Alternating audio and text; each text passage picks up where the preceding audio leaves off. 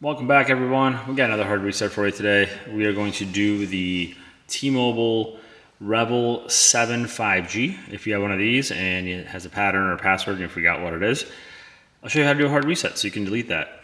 Just a reminder, when you do a hard reset, you will delete all the data off the phone. So if you have anything important on here, it's going to get deleted, like pictures, videos, etc. Also, if you guys haven't yet, subscribe. We have a ton more of these hard resets and teardowns coming up, so we'd appreciate that. But otherwise, let's jump right into this. So first thing we want to do is make sure the phone is off. You have your volume up, volume down, power button right here. So phone is off, and then we want to hold volume up.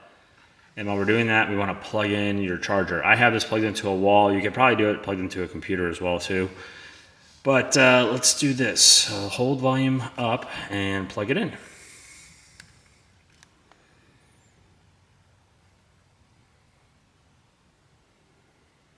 And at this point you can unplug it. Gets us to our no command screen, and to get out of this we want to hold the power button and tap volume up and then let go of both relatively quick. So I'm going to hold the power button, tap volume up.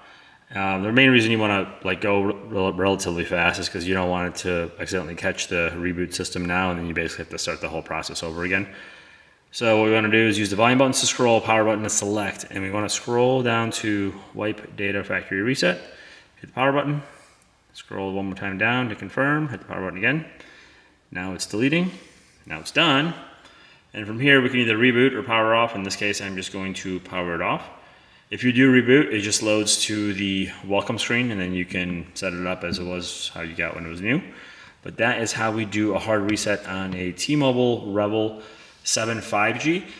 Hopefully you guys found this helpful. If you did, if you could like, share, subscribe, all that great stuff, we'd appreciate it. Otherwise, thank you for watching, and we'll catch you in the next one.